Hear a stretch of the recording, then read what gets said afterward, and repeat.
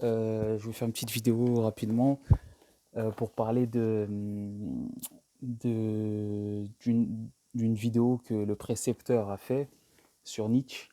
Et bon, moi, malheureusement, j'ai pas étudié Nietzsche et j'ai pas étudié les grands philosophes, mais j'essaye de m'y intéresser humblement à mon petit niveau. Et donc j'aime beaucoup tout ce qu'il disait, tout ce que Nietzsche disait. euh, sur les forts et les faibles. J'aime beaucoup vraiment tout ce qu'il disait, je trouve ça pertinent, je trouve que ça fait sens sans problème. Je comprends, j'ai très bien compris grâce au précepteur qui est très clair. D'ailleurs, merci à lui. Et il y a juste un truc que j'ai pas compris. Si quelqu'un passait dans le coin et aurait la réponse, j'aimerais bien qu'il m'explique. Euh, Donc, ce que je n'ai pas compris, c'est que Nietzsche disait que les faibles ne vivent que par l'effort. Donc ça, pour l'instant, je comprends. Les faibles ne vivent que par l'effort.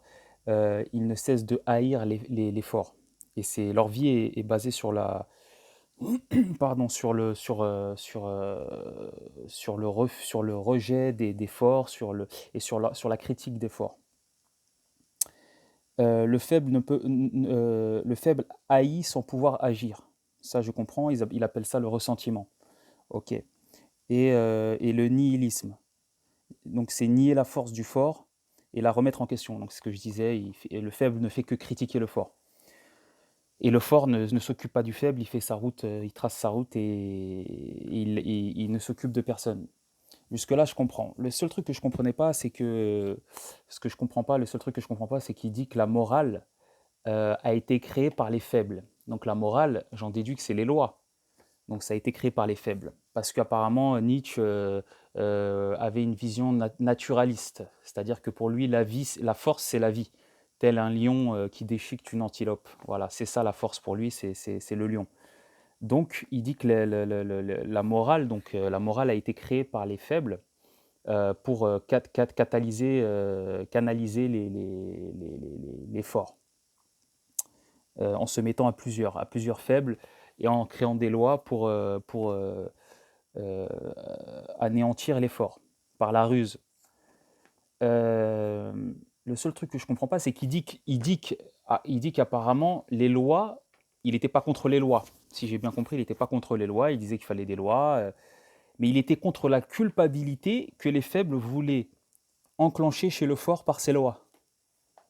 Et il était contre ça. Donc c'est ça que je comprends pas. Comment tu peux être contre la culpabilité que les faibles veulent enclencher chez le fort par cette morale et ne pas être contre cette morale elle-même. Donc pour synthétiser, comment tu peux accepter une loi, et quel est l'intérêt? Je veux dire, quel est l'intérêt? C'est ça, je comprends pas trop en fait. C'est là que je comprends pas trop. Mais c'est moi qui comprends pas. Hein. Je remets pas Nietzsche en question. Hein. C'est juste que je comprends pas et j'aimerais bien comprendre. C'est comme si, voilà, là on va être comment ça s'appelle, en confinement. Si quelqu'un sort après 21h qui se mange une amende, donc Nietzsche, il n'était pas contre l'amende qu'on va se manger, mais il est contre la culpabilité que les flics ou que l'État veulent enclencher chez nous en la payant cette amende. C'est là que je ne comprends pas. Pour moi, c'est soit tu n'acceptes pas les deux, soit tu es contre l'amende et contre la culpabilité que ça engendre, soit tu es pour les deux. Mais tu ne peux pas être contre l'amende, contre la culpabilité que engendre l'amende et pour l'amende. Ou alors je vois pas l'intérêt. Tout simplement, c'est une petite question comme ça en passant, s'il y a quelqu'un qui peut m'aider.